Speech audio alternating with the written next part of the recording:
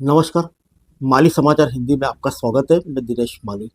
क्या महाराष्ट्र की तरह हिमाचल में भी गिरेगी सरकार? अब सीएम सुक्खू के पास क्या है विकल्प? आइए जानते हैं विस्तार से। 3 राज्यों के 15 विधानसभा सीटों के लिए मंगलवार को मतदान कराए गए, जिसमें हिमाचल प्रदेश भी शामिल है।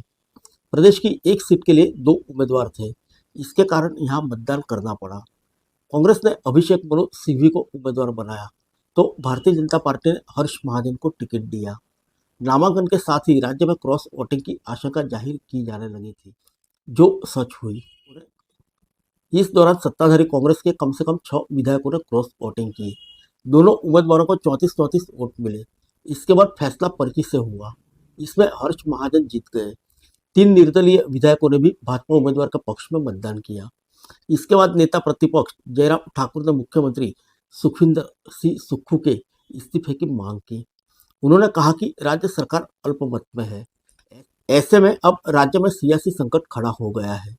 जून 2022 में महाराष्ट्र में भी कुछ ऐसी स्थितियां उत्पन्न हुई थी, जब एमएलसी चुनाव में क्रॉस वोटिंग के बाद उद्धव ठाकरे के नेतृत्व वाली महाविकास आघाड़ी सरकार गिर गई थी।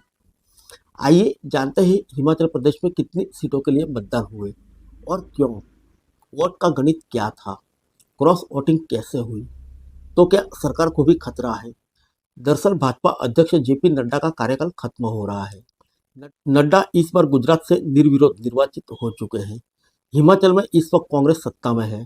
कांग्रेस ने अभिषेक मनु सिंघवी को अपना उम्मीदवार बनाया। सिंघवी के सामने भाजपा ने हर्ष महाजन को उतारा। हर्ष कांग्रेस से ही भाजपा में आए हैं। 68 सदस्यों वाली राज्य विधानसभा में कांग्रेस के 40 विधायक हैं, भाजपा के 25 विधायक हैं। वहीं 3 निर्दलीय विधायकों का भी सरकार को समर्थन दे रखा है। राज्यसभा चुनाव में उम्मीदवार की जीत के लिए 35 वोट की जरूरत थी।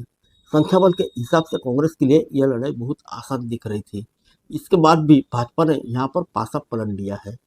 मतदान के नतीजे आए तो दोनों उम्मीदवार को 34-34 वोट मिले, यानी कांग्रेस और निर्दलीय समेत कुल 9 विधायकों ने क्रॉस वोटिंग की। आइए जानते हैं अब क्रॉस वोटिंग करने वाले विधायकों का क्या होगा। क्रॉस वोटिंग के दावे को लेकर राज्य में सियासी उठापटक शुरू हो चुकी है।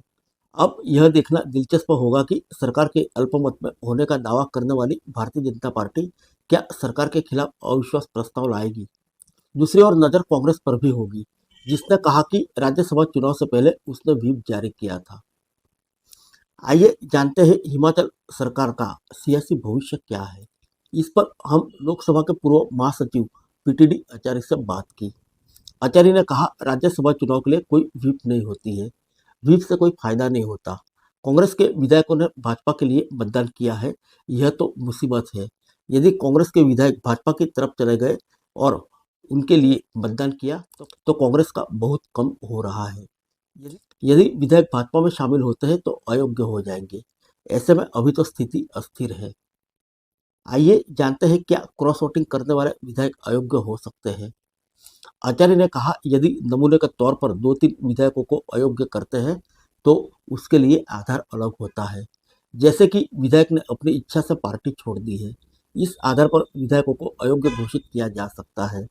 दूसरी स्थिति में यदि सभी विधायक के खिलाफ याचिका दाखिल करें तो ऐसा होगा कि कांग्रेस खुद कह रही है कि उसका बहुमत नहीं है। ऐसा कोई भी दल नहीं करेगा। लेकिन अभी मुसीबत है, उपचुनाव बाद की बात है। तो आइए जानते हैं क्या हिमाचल में गिर सकती है कांग्रेस सरकार। 2022 में हुए एमएलसी चुनाव के दौरान कुछ इसी तरह की स्थिति महाराष्ट्र में बनी हुई थी। दरअसल जून 2022 में महाराष्ट्र में एमएलसी की 10 सीटों पर चुनाव हुए। इसके लिए 11 उम्मीदवार मैदान में थे। महाराष्ट्र विकास आघाड़ी एमवीए यानी शिवसेना, कांग्रेस और एनसीपी के गठबंधन ने 6 उम्मीदवार उतारे थे, तो भाजपा ने 5। खास बात यह है कि शिवसेना गठबंधन के पास सभी 6 उम्मीदवारों को जिताने के लिए पर्याप्त संख्या बल था, लेकिन वह एक सीट हार गई। इन 5 में कांग्रेस को केवल 1 सीट मिली और एनसीपी शिवसेना के खाते में 2-2 सीटें गई। वहीं भाजपा के पास केवल 4 सीटें जीतने भर की संख्या बल थी, लेकिन 5वीं सीट भी निकालने में पार्टी सफल रही। एमएलसी चुनाव में बड़े पैमाने पर क्रॉस वोटिंग हुई। इसके बाद महाराष्ट्र के कैबिनेट मंत्री एकनाथ शिंदे के साथ कई विधायक पहले ही गुजरात फिर असम चले गए।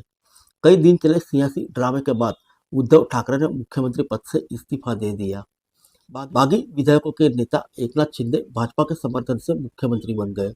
अब यह देखना होगा कि हिमाचल के बागी विधायकों का क्या होता है। फिर मिलेंगे अगले बुलेटिन में अन्य किसी खबर के साथ।